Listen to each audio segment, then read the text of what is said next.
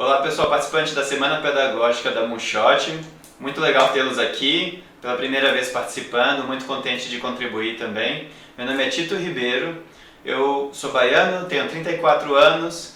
Eu estou aqui para contar uma experiência que eu tive através de um mochilão, onde eu visitei 15 países e pude entrevistar mais de 50 especialistas de educação, inovadores, startups, ONGs e por aí vai, entre países da Europa e da Ásia. E eu compilei aqui 5 delas para a gente conversar um pouquinho, que focam especialmente no tema de metodologias ativas, de educação prática, enfim, para me apresentar um pouquinho mais. Eu sou engenheiro de formação, mas eu tive, logo nos primeiros anos de carreira, eu mudei para a área de educação. Eu trabalhei numa ONG chamada Fundação Estudar, onde eu atuei por 7 anos desenvolvendo cursos voltados para a educação socioemocional, projeto de vida, desenvolvimento de carreira e de autoliderança. Então a gente era um grupo de jovens que desenvolvia cursos para jovens, então a nossa metodologia era principalmente prática, interativa, social. E a partir dessa experiência eu passei a entender e saber o que é uma metodologia ativa e o que não é uma metodologia ativa.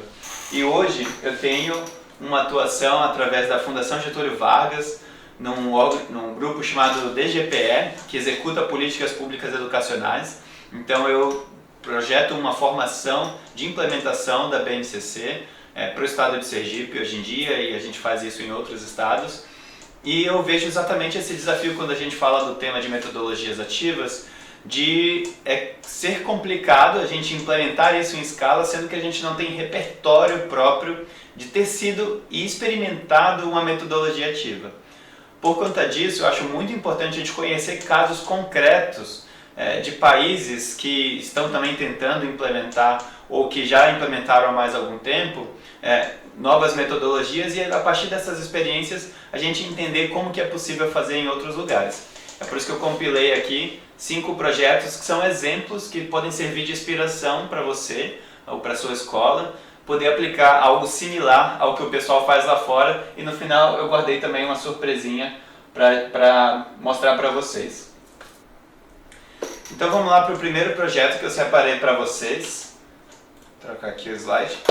Esse projeto ele é baseado na Índia. Eu visitei a sede deles numa cidadezinha no norte da Índia, chamado Project Fuel. Eles são fundados por um jovem garoto indiano que ele teve uma percepção de que muitas vezes ele aprendia muitas coisas na escola, mas as lições mais valiosas que ele aprendia dentro de casa, de uma pessoa que não era exatamente escolarizada como algumas pessoas dentro da família dele, os pais dele, eram aprendizados importantíssimos para a vida dele, mas que em nenhum momento isso estava formatado e entregue para uma nova geração através de uma experiência educativa. Então ele se perguntou em que momento de fato a gente aprende sobre os grandes aprendizados que a vida deu para as pessoas mais velhas, e que a gente vai ter que passar pelas mesmas dificuldades para aprender as mesmas coisas. Então, lições sobre maturidade, sobre autoconhecimento, sobre autoamor, sobre traçar objetivos e conquistar e saber aquilo que você gosta. Então, diversos tipos de aprendizados importantíssimos para a vida, e que com certeza pessoas não escolarizadas detêm esses aprendizados. Eles não estão formatados de alguma forma e eles não estão entregues dentro da nossa educação formal. Então essa foi a ideia que ele teve. Ele passou, a partir daí, pessoalmente, coletar e organizar o que ele chama de life lessons, são as lições de vida. E a partir desse grande banco de lições de vida, ele começou a padronizar e categorizar algumas, e começou a desenvolver metodologias educativas para ensinar essas competências, né? Essas competências para a vida real, essas habilidades. Então, a partir desse modelo, ele fundou essa ONG, esse projeto, onde eles coletam lições de vida de pessoas diversas no mundo todo. Eles têm um grande banco de lições de vidas coletadas, e eles, através de algumas principais, eles pegam e desenvolvem metodologias específicas, práticas, interativas, onde num workshop de às vezes 2 horas, 3 horas, dentro de uma visita que eles fazem a escolas públicas, privadas, eles ativam eles chegam àquele conceito, eles apresentam e eles desenvolvem aquela lição de uma forma super interativa, prática. Esse, sem dúvida, é um projeto, esse daqui é a capa do site deles, vocês conseguem ver mais, é um projeto super premiado internacionalmente também, e que eu tive oportunidade de conhecer, estar lá na casa deles, conhecer todas as jovens que trabalham por esse projeto para ele crescer cada vez mais. Ele é um projeto de extensão, digamos assim, ele é um projeto de atividade complementar, mas ele é um projeto que pode inspirar muitas ações por aqui, né? Então, acho que essa mesma mentalidade que ele teve de entender o que é importante na sua vida enquanto professor, que te fez aprender algo valioso que você aproveita muito na sua vida, né? Algum aprendizado que você levou a partir de duras experiências na sua vida. Por que os nossos alunos não deveriam ter noção sobre isso também, né? E não é só dizer essas coisas, as pessoas têm que experimentar, e é por isso que entra a importância da metodologia ativa na hora de passar essas lições de vida. E eles fazem isso das formas mais criativas possíveis. Eu queria apresentar o segundo exemplo já e passar para a Escola Democrática de Israel. Esse, sem dúvida, foi o exemplo da viagem inteira que eu vi aplicado em maior escala e há mais tempo. Então, a Escola Democrática de Israel, ela é uma realidade de Israel, se eu não me engano, desde o começo da década de 90, então já tem muito tempo implementada, testadas, mais de 10%, são mais de 10% das escolas de Israel que seguem o modelo de escolas democráticas, e então é um modelo apresentado já no nível de escala nacional, com volume de alunos e bastante tempo sendo testado e avaliado, inclusive, e pode-se dizer que para lá, pelo menos, é um modelo estabelecido.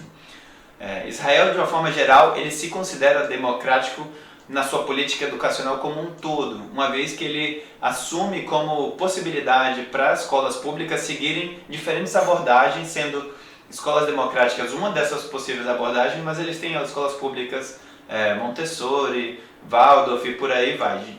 Depende muito do interesse daquela comunidade local. Mas falando um pouco da escola democrática, para quem não conhece ainda, eles seguem esse pilar muito forte da questão da democracia. Para o fundador da escola democrática, ele não via fazer sentido ele ter crescido numa educação onde ele era obrigado a ouvir, a copiar, a replicar, a memorizar e ser muito pouco decisivo, ter muito pouco protagonismo nesse processo todo. E uma vez que ele passou da etapa escolar, na verdade, tudo que ele precisou fazer foi exatamente o oposto. Ele precisou eleger, ele precisou tomar decisões, ele precisou correr atrás dos seus próprios interesses e por aí vai. Então ele idealizou uma abordagem pedagógica que fosse coerente com o que ele acreditava ser uma educação democrática, e ela segue esse nome porque o pilar central dele é que existe um comitê onde se participam professores, diretores, mas principalmente alunos, e este comitê vota as coisas importantes para a escola. Ou seja, eu ouvi, por exemplo, um caso de que um aluno propôs uma regra a ser funcionada na escola, que os alunos não precisariam, por exemplo, usar calçados dentro da escola. E se não for uma regra, por exemplo, como essa, que infringe uma questão física e de segurança do aluno, se não for um caso desse, o diretor ele não tem poder de anulação, ou seja, ele tem que ser convincente de por que não deveria ou deveria essa regra funcionar dentro da escola. Como, da mesma forma, se o diretor tiver uma proposta de como utilizar um orçamento de um projeto específico, ou um orçamento, ou um cronograma, uma época do ano para desenvolver um projeto específico, um orçamento para dedicar uma finalidade diferente da que foi planejada no início do ano, ele precisa argumentar isso para esse comitê, e esse comitê vai deliberar junto sobre esse projeto. Então, quando eu estava lá, por exemplo, eles falaram que os alunos queriam tirar um dia da semana para mobilizar por uma causa que tinha acontecido e que eles queriam ir fazer um protesto.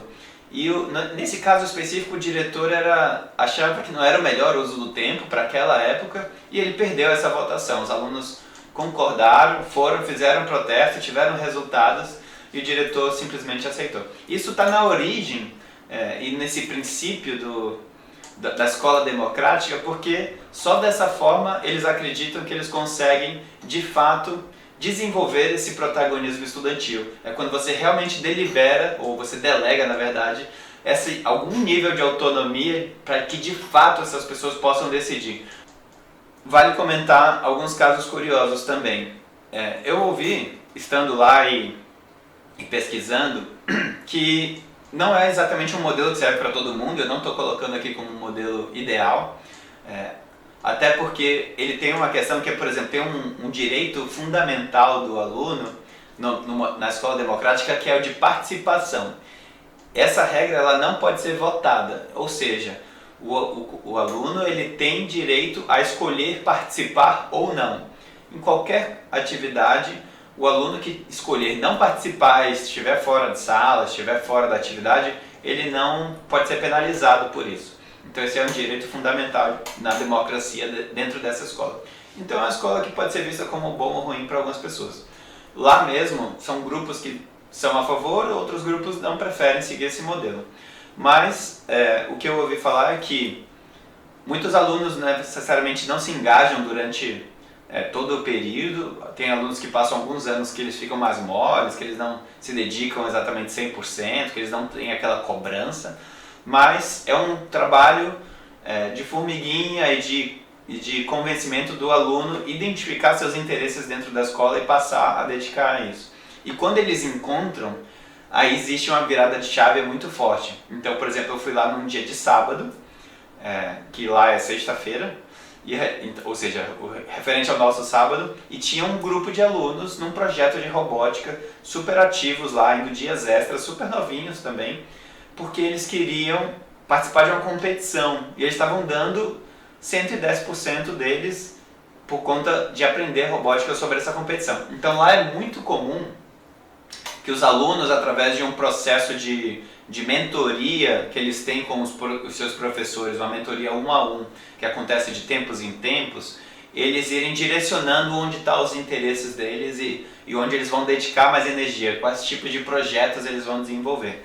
A partir dessa mentoria e dessas decisões, eles se aprofundam nas áreas onde eles têm mais interesse. Eles também costumam fazer no começo de cada semestre, eleger qual é a sua carga horária, quais são as matérias que você quer pegar, digamos assim. Então isso eles fazem junto com os pais, junto com os professores, mas os alunos participam ativamente desse modelo. Ou seja, o que isso tem a ver sobre metodologias ativas? Além de ser o conceito de participação do aluno nessa comunidade escolar, ela é totalmente ativa, ele só participa do que ele se engaja. A própria abordagem do aluno para a sua aprendizagem ela vira ativa, porque ele está interessado, ele passa a ser parte colaboradora daquele processo pedagógico. Ele escolheu estar ali, ele escolheu aquela escola. Se ele quiser uma escola diferente, ele tem caminhos para construí-la. Então, se parte da sua escolha, ele é copartícipe de todo esse processo. Então, todo o conceito escolar ali, ele é ativo, na verdade.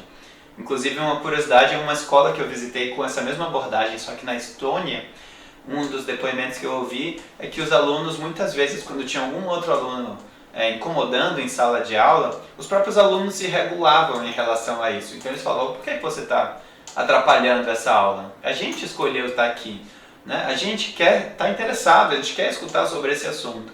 Então, é esse nível de engajamento e proatividade que eu pude perceber lá. Vou passar um pouquinho. Mudando bastante de cenário, esse é um projeto da Turquia chamado Outra Escola é Possível, e ele funciona, ou a sigla em turco seria BBOM, se você quiser procurar na internet também. Esse é um projeto de uma ONG, ela não é uma escola, então ela é na verdade uma comunidade que promove metodologias ativas, entre outros assuntos, para uma comunidade de professores. Eles são uma rede que visa transformar a educação da Turquia através da mobilização de professores em prol de uma educação que ela é mais participativa, ela é mais democrática e foca nos direitos da criança, que ela é mais ambiental, então ela faz de direitos, educação ambiental também e ecológica, e sustentabilidade financeira da escola, é o quarto pilar deles. Então, principalmente os dois, que é de garantir os direitos da criança, e eles falaram muito sobre criar um clima de paz na escola, um clima pacificador.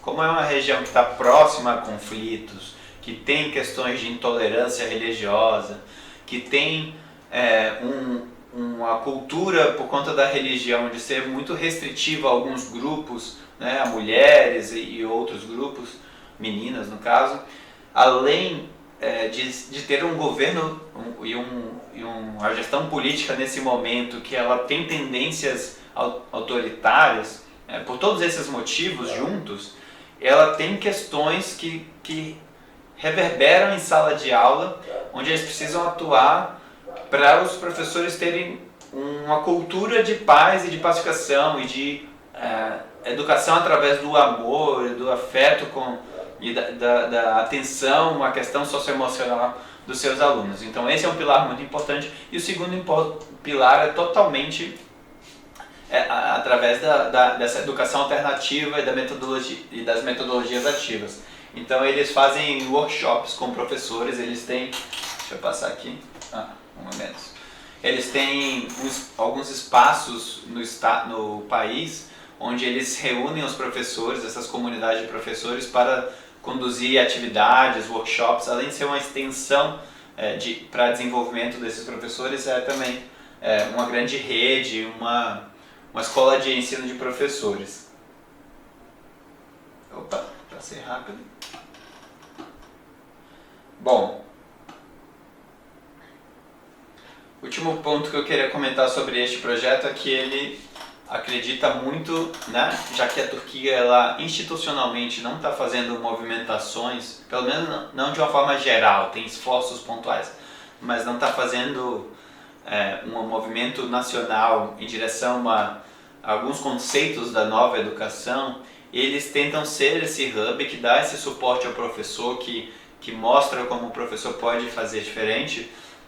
E através disso, eles acreditam que o professor é a grande chave da mudança. Essa é uma mensagem importante que eu recebi da entrevista que eu fiz com eles, onde eles diziam que mesmo que o currículo, a infraestrutura, o ao redor ainda não esteja perfeito, a sala de aula é de autonomia do professor. E dá para se fazer muito trabalhando através da sala de aula, trabalhando no professor como agente de transformação.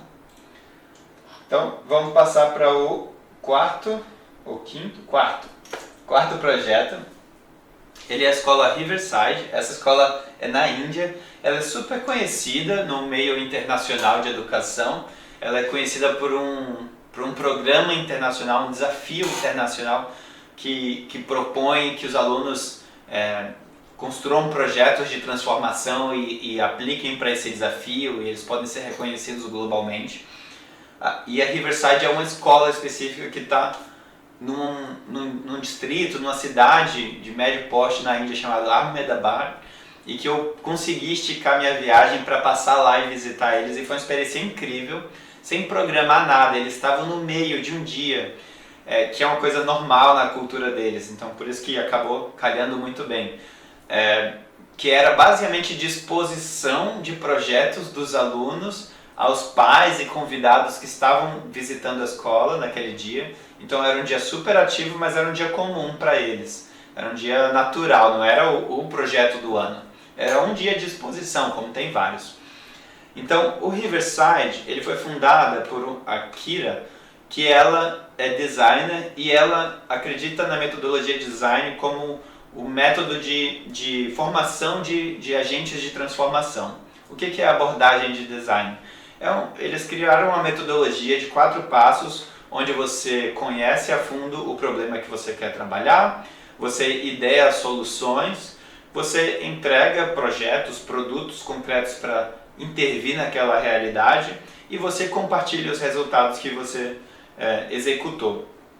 Essa metodologia eles aplicam desde o micro, que seria a sala de aula, até o macro, então grandes projetos integrados entre áreas e pensados para algumas turmas desenvolverem por prazos maiores, digamos assim. Então, de certa forma, do micro ao macro isso está integrado. E eu acho que o que foi especial para mim de ter conhecido Riverside, existem muitas escolas hoje que trabalham com orientação a projeto, mas eu, conversando com os professores, talvez foi a que eu percebi com maior intencionalidade pedagógica dentro dessa orientação a projeto. Era muito claro para eles e os professores tinham uma capacidade e uma prática muito evoluída no sentido de entender como que, através dos projetos, os alunos estavam desenvolvendo as competências, habilidades e conhecimentos que eles precisavam para se desenvolver na vida. Então, eu ouvi, por exemplo, de um aluno muito novinho, talvez menos de 11, 12 anos, que ele tinha conduzido um projeto onde eles visitaram uma comunidade, identificaram que existia uma falta de sanitários químicos naquela região, ou seja, eles fizeram uma visita a campo. Isso é muito diferente porque eles sempre fazem isso.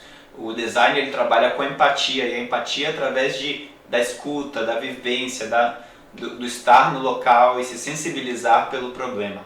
Então eles foram e identificaram essa necessidade, que é uma coisa comum na Índia, não é raro, e eles desenvolveram essa solução, que eram alguns banheiros químicos que iriam ser implementados lá. E a partir disso eles aprenderam conceitos de química, de biologia, de história da Índia, mas não só, também de finanças, como o projeto que realmente implementou os banheiros químicos. Então, de finanças, de empreendedorismo e por aí vai. Muitos dos alunos que eu vi lá, eles tinham esse ímpeto, essa autenticidade, essa energia para falar dos seus projetos e de como a educação deles era sensacional, de uma forma que brilhava muito os olhos.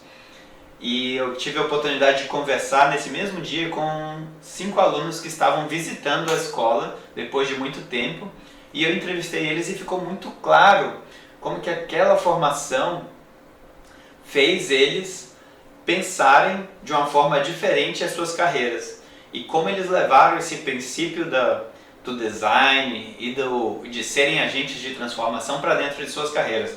Seja, alguns foram para a área social, para uma área de impacto, mas independente, através de outros setores, todos eles claramente tinham uma intenção de impacto de certa forma. E para fechar com o último projeto, eu queria contar sobre esse projeto da Coreia do Sul chamado Future Class Network, ou a rede de aulas do futuro. E é curioso primeiro trazer um exemplo da Coreia do Sul, e de fato todo mundo reconhece e entende como eles são avançados em indicadores educacionais, mas não exatamente por serem um país que aplica bem metodologias ativas.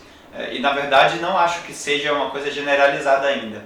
Eu diferencio muito claramente para mim como a Finlândia, por exemplo, que também é super reconhecida, e a Coreia do Sul, por outro lado, também super reconhecida em indicadores internacionais, porém a Finlândia partindo de um modelo bastante mais humanista, aplicado a projeto, educação baseada em fenômeno, enquanto a Coreia é muito reconhecida por ser conteudista, muitas horas de estudo, pouca atenção a matérias que sejam mais humanistas, que sejam mais integradoras e por aí vai. Ou seja, por que eu trouxe o exemplo da Coreia, né? Porque eu conheci o projeto da Coreia que estava tentando mudar essa realidade, na verdade. Eu achei uma história bacana de ser contada também. Então, apesar de ainda não ser uma realidade para toda a Coreia, é interessante ver como que um projeto que começou a fomentar metodologias ativas como algo central à educação teve tanto sucesso, mesmo num lugar assim onde a educação tradicional já fazia muito sucesso. Então, como vencer essa barreira, né? Algo que está dando certo, você convencer de que precisa ser diferente. Por isso que eu achei um caso interessante. E o curioso desse projeto é que ele nasceu através desse rapaz aqui, que ele é um documentarista. Ele é um líder Ashoka também, virou depois. E ele é um documentarista. E a primeira interação que ele teve foi quando ele conheceu projetos educacionais inovadores ao redor do mundo. e ele achou por bem fazer um experimento. Ele quis entrar para essa área da educação, ele acreditava muito nesse modelo educativo e eles criaram uma escola. Sim, eles criaram uma escola inteira para provar esse ponto.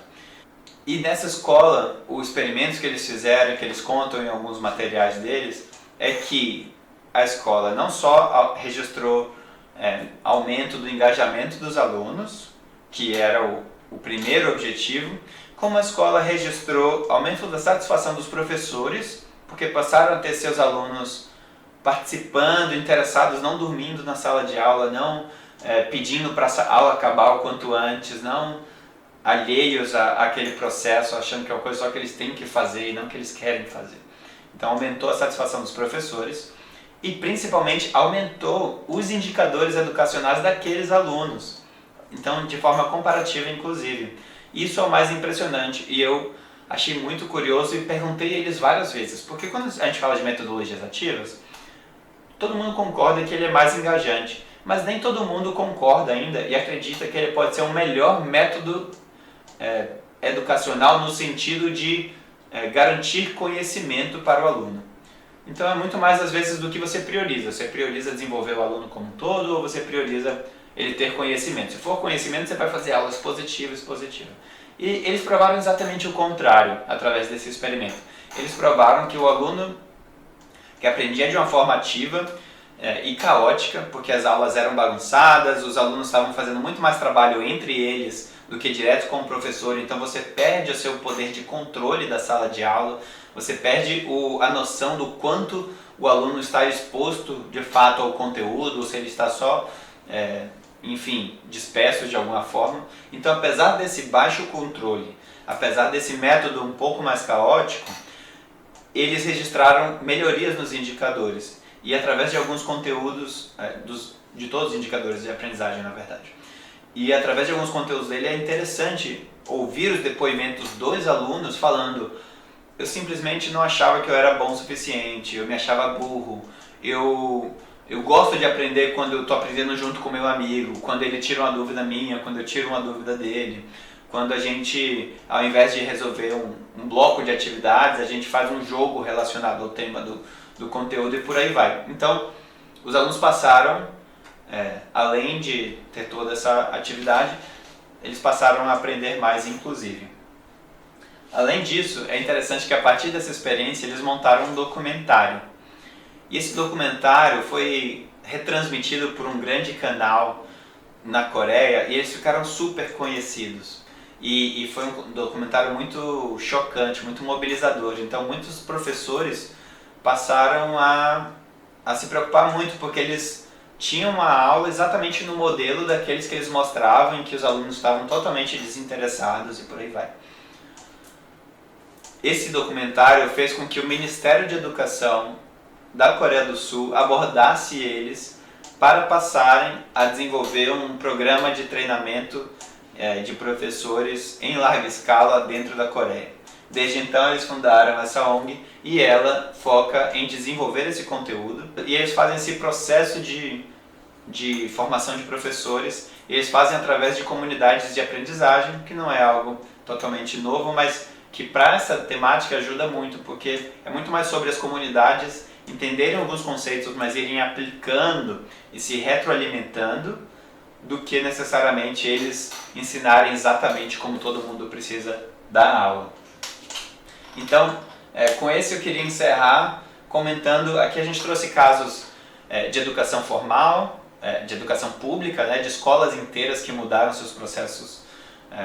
A gente trouxe casos de escola privada, semi-privada, que mudaram seus processos, que foi a Riverside. A gente trouxe casos de regiões, ou seja, como Israel tem toda uma rede de escolas que tem isso em uma larga escala. E a gente trouxe casos de movimentos a partir de ONGs, a partir de redes que promovem suporte e orientação para esses professores que querem implementar uma metodologia mais ativa.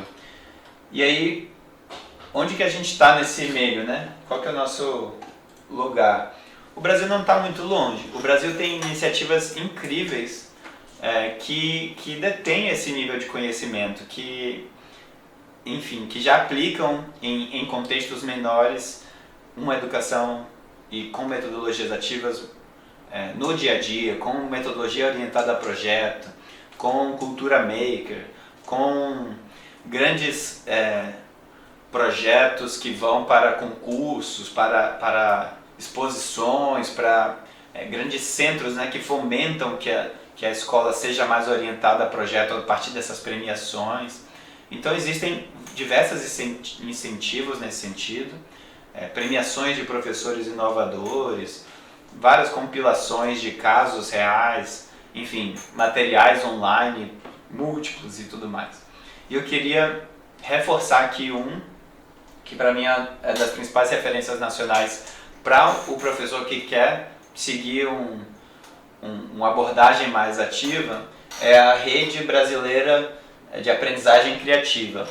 Então eles têm uma conferência anual, eles têm uma comunidade que funciona muito bem através de e-mails, tem uma plataforma, tem ferramentas, planos de aula compartilhadas da própria rede e tem um fomento também muito grande à cultura maker, como uma das abordagens da aprendizagem criativa. Então isso não é porque a gente trouxe exemplos de fora que o Brasil está menos evoluído nesse sentido, pelo contrário, temos ótimos exemplos, esse é um deles de vários outros. Eu estou seguindo o Instagram agora também, que faz publicações com conteúdos incríveis, chamado Numi, N-U-M-I, enfim, e muitos outros que a gente poderia citar aqui. Aproveita, espero que tenham gostado, espero que tenham se inspirado um pouquinho com esses casos internacionais. Obrigado por ter seguido comigo até aqui. Quem tiver interesse em conhecer mais das ações e dos conteúdos que eu publico, meu Instagram é @escola de lá, escola de lá tudo junto, minúsculo, no Instagram. Segue lá a gente e até uma próxima. Obrigado. E aí, gostou dessa palestra? Se você quiser dar o próximo passo para uma formação mais efetiva, te convido a conhecer a pós-graduação da Moonshot Educação, denominada Aprendizagem Ativa e Tecnologias Educacionais. Durante os dias da Semana Pedagógica Moonshot, teremos condições especiais. Se eu fosse você, não perderia mais tempo e começaria agora mesmo abrindo essa imagem que está no QR Code aqui ao lado. E ali você vai encontrar todas as informações dessa incrível pós-graduação. Estaremos te esperando. Até lá!